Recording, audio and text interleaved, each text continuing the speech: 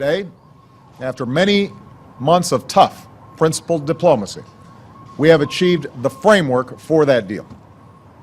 And it is a good deal, a deal that meets our core objectives. There he is, ladies and gentlemen, the President of the United States. Happy days are here again. Joining us now is our friend Jim Hoft, founder of thegatewaypundit.com, already a winner of the Accuracy in Media Award.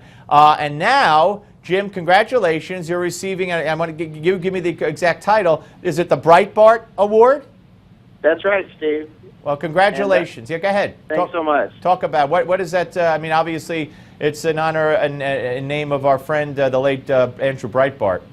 Right, right. And it will be, it's part of the Americans for Prosperity. They have a Right Online conference in Washington, D.C., and they'll be awarding me that at the conference on May 2nd. Well, good for you. You deserve it, my friend. Let's talk about some of the stories breaking on. Before we get to Obama and the deal with Iran, just breaking, two of the protesters from Ferguson have now been indicted. They were planning to bomb public buildings. Fill us in.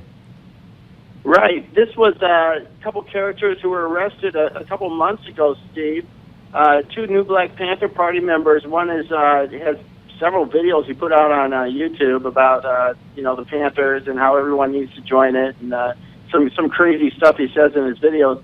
But they were arrested a couple of months ago. The rumor then was that they were plotting to blow up the St. Louis Arch, and today they were actually indicted.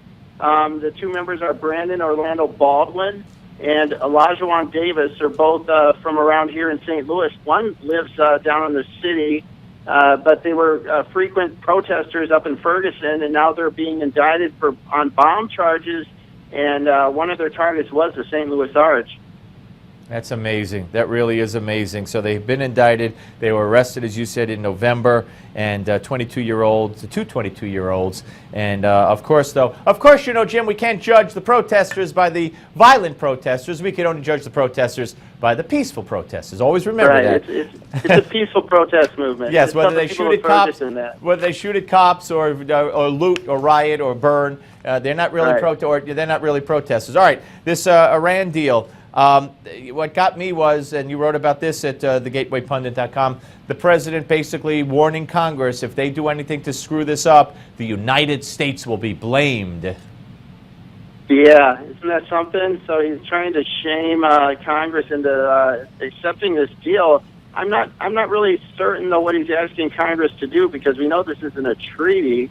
So it's interesting that he's already coming out so strongly warning Congress that they better pass this or international unity will collapse. Well, I think he's talking about the sanctions, that they should go along with ending the sanctions and maybe not impose any new ones, because they're certainly not going to have a role in, as they stated previously, in ratifying this as it should be in the Senate, unfortunately. All right, I want you to listen to this woman who owned a pizzeria, and you know what's happening, Memories Pizzeria in Indiana, and here's what she said to a local TV station. This is 64.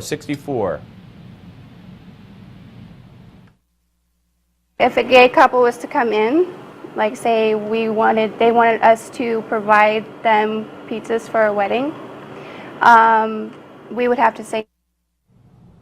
Okay, I don't know why that wasn't completed to fruition, but she said we would have to turn them down. Subsequently, threats, and more threats, and they had to close down their pizza place, their shop, until this blows over. And as you report, they've now raised, through a radio show, $223,000 in support of these people. Right, isn't that amazing? Yesterday, they went on a different radio show and talked about how they're in hiding now because of all the threats they've gotten at their little pizzeria in rural Indiana. And so there was a GoFundMe site that's out there. I have it linked on the Gateway Pundit, where people have donated to this family, and $223,000 so far, Steve. That is amazing, and it's a shame. It's a darn shame that in this country, if you have a different opinion, although I don't agree with that opinion.